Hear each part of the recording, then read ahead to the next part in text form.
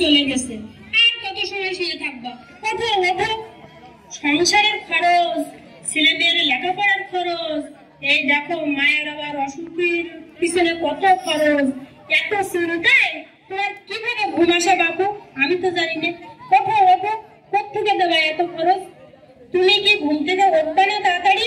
আরে ওঠো ওঠো, মাছ ধরতে যাও দেখি।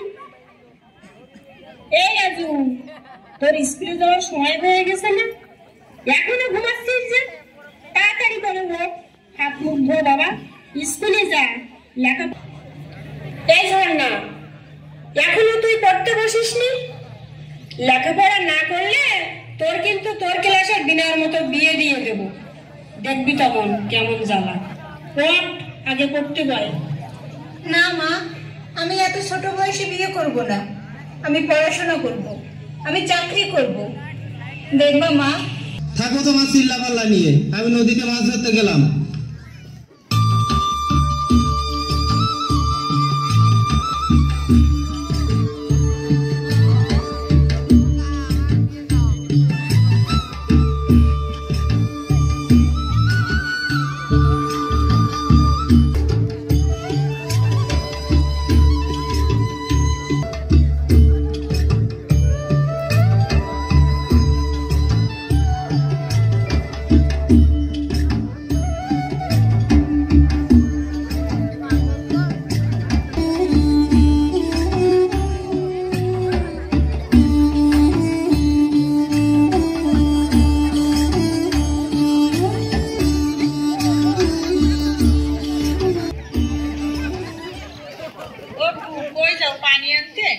ঘরে সবাই অসুস্থ, পেটে অসুখ, ছেলেটার তো মেলা অবস্থায় খারাপ। এত কিছু করে কেন যে বাড়ি থেকে অসুখ বিসুখ ছাড়াচ্ছে না? তা ঠিক কইছো, তোমার ঘরে খালি 2 দিন অন্তর অন্তর অসুখ লেগেই থাকে। তা একটা কথা কই শোনো, এই যে পুকুরের যে জল খাও, তা ঠিক মতো ফুটোয় খাও, নিয়ম মেনে হাত ধো, যেরকম খাওয়ার আগে পরে পায়খানা দিয়ে আইসিয়ে রান্না করার আগে সব নিয়ম কানুন মানো তো? এর পুকুরে কি ময়লা ফেলায় না যে পানি ফুটে খাবো? আর খাওয়ার আগে তো হাত পরিষ্কার পানি দিয়েই ধুই। যতই পুকুরি ময়লা না ফেলাক, এই জল ফুটোয় না খালি তো ডায়রিয়া, আমাশা, পেটে ব্যথা লাগেই থাকে। আর খালি জল দিয়ে যদি জীবাণু যেত তাইলে তো কেউ আর সাবান ব্যবহারের কথা কত না। তুমি তো কোনো নিয়মই মানো না, এজন্যই তোমার পরিবারের রোগ ব্যাধি লেগেই থাকে। কথা তো ঠিক বলেছো বউ। আমিও আগে জানতাম না, তোমার মতোই ছিলাম, এখন অনেক কিছু জানি। আমার পরিবার আগে তোমার মতো ছিল, রোগ মোটে কিছুই ছাড়তো না। ওই মিটিং এ যে দিদি যেসব কথা বলিছে ওইগুলো আমি পরিবারে পালন করেছি, দেখতেছি সব সব। কোন দিদির কাছ থেকে এত কিছু শিখেছো? কেন, প্রত্যেক মাসে আমরা কারিতাসের মিটিং এ যাই তো, আজকেও তো আছে খাদিজাকে বাড়ি। আমিও যাব তাহলে। তোমাদের কথা শুনে মনে হচ্ছে ভালো ভালো জিনিস শেখায় তোমাদেরকে। তাহলে বিকালে 4টের সময় চলে এসে নে। গেলাম দিদি, ভালো থাকো।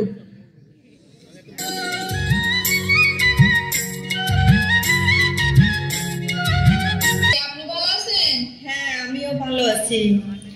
আপনারা আজকে আমাদের কারিতাসের মিটিং এ আসছেন, বলতে পারেন কারিতাস মানে কি? হ্যাঁ দিদি, কারিতাস মানে প্রেম। হ্যাঁ, ঠিক বলেছেন, কারিতাস মানে প্রেম। এটি একটি অলাভজনক বেসরকারি সেবামূলক প্রতিষ্ঠান। আমরা নানা বিষয় নিয়ে আলোচনা করে থাকি। এ মাসে আমরা নতুন বিষয় নিয়ে আলোচনা করব। এ মাসে আমরা জানবো জলবায়ু পরিবর্তন কি এবং জলবায়ু পরিবর্তনের ফলে কি কি গড়। আর এই চিরচেনা আবহাওয়া যখন বদলে যায় সেটাকে বলা হয় জলবায়ু পরিবর্তন। ও দিদি, কি যে বলতেছেন আমি তো কিছুই বুঝতে পারতেছি না, একটু সোজা করে কোন দিন দেখি। আমাদের দেশকে সবাই এখন যেরকম গরম পড়ে, আগে কি এরকম গরম ছিল না, যা গরম, বর্ষাকালে ঠিক মতো বর্ষাও হয় না, আর যখন বর্ষা হয় তখন ক্ষেতের সব ফসল নষ্ট হয়ে যায়। আগে খালে বিলে নানান রকম মাছ পাওয়া যেত, এখন দিন দিন তা কমে যাচ্ছে। আচ্ছা দিদি, কোন তো এগুলো কি জলবায়ু পরিবর্তনের জন্য? এগুলো সব জলবায়ু পরিবর্তনের জন্য, আর এই জন্য আমরা নিজেরাই দায়ী। আমরা গাছ কেটে ফেলছি, কলকারখানার কালো ধোঁয়া বের হচ্ছে, বায়ুমণ্ডলে কার্বন ডাই অক্সাইডের পরিমাণ বেড়ে যাচ্ছে আর অক্সিজেনের পরিমাণ কমে যাচ্ছে, ফলে জলবায়ু পরিবর্তিত হয়ে পরিবেশ বদলে যাচ্ছে। আর ঘন ঘন দুর্যোগ দেখা যাচ্ছে, যেমন বন্যা, ঘূর্ণিঝড়, জলোচ্ছ্বাস, নদী ভাঙ্গন, বজ্রপাত, লবণাক্ততা ইত্যাদি। লবণাক্ততা এখন অনেক বেড়ে গেছে, আর প্রতি বছর বজ্রপাতে তো জীবন ও সম্পদের অনেক ক্ষয়ক্ষতি হচ্ছে। অনেক সতর্ক থাকা উচিত। দুর্যোগের আগে কি কি করতে হবে আমরা কি জানি? হ্যাঁ দিদি, ঘরের চালে টানা দিতে হবে, সেটা রাখতে হবে। আর আছে দিদি, বিপদ সংকেত দেখা দিলে শিশু, বৃদ্ধ, গর্ভবতী মহিলা যারা আছে তাদের মনে আছে, মিটিং শেষ করার আগে একটা কথা বলার আছে। এই যে বিকাল 4টায় ওই স্কুলের মাঠে দুর্যোগ সচেতনতামূলক জারি গান আছে, ওইখানে গেলে আপনারা অনেক কিছু জানতে পারবেন। এই বিষয় নিয়ে আমরা আলোচনা করব। ধন্যবাদ সবাইকে। হ্যাঁ দিদি।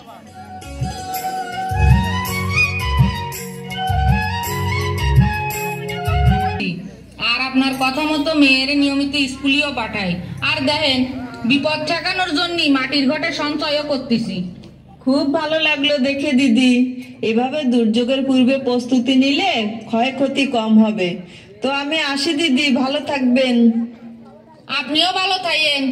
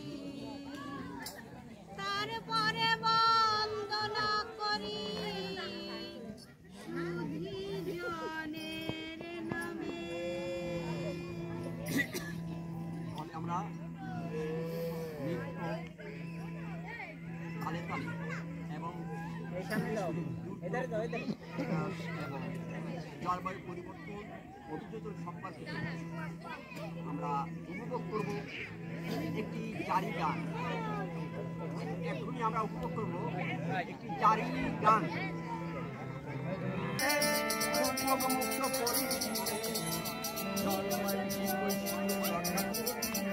একসাথে সবাই এসে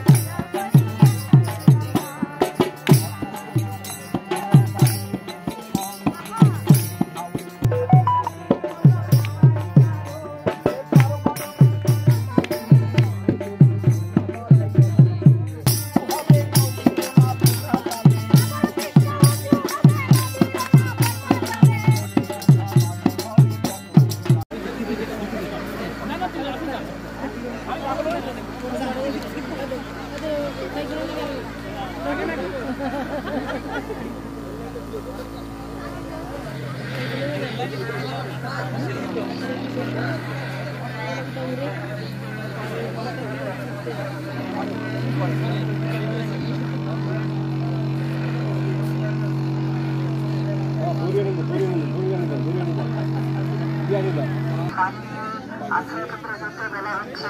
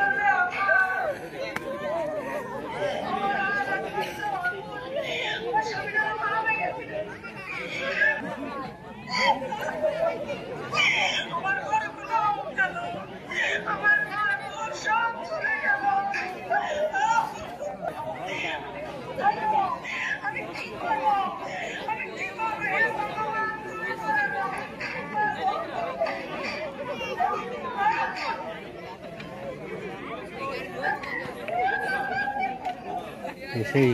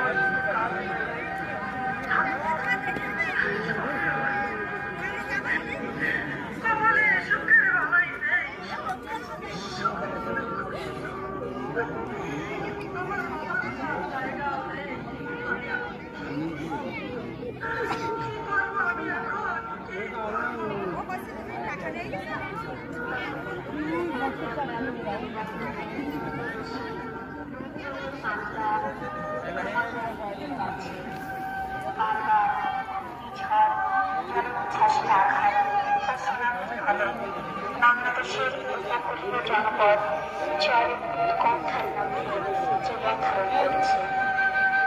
আজ পর্যন্ত ঘূর্ণিঝড়ের সঠিক আচরণ নির্ভর অথবা এর মহা ধ্বংস ক্ষমতা লাভ করার পন্থা আবিষ্কৃত হয়।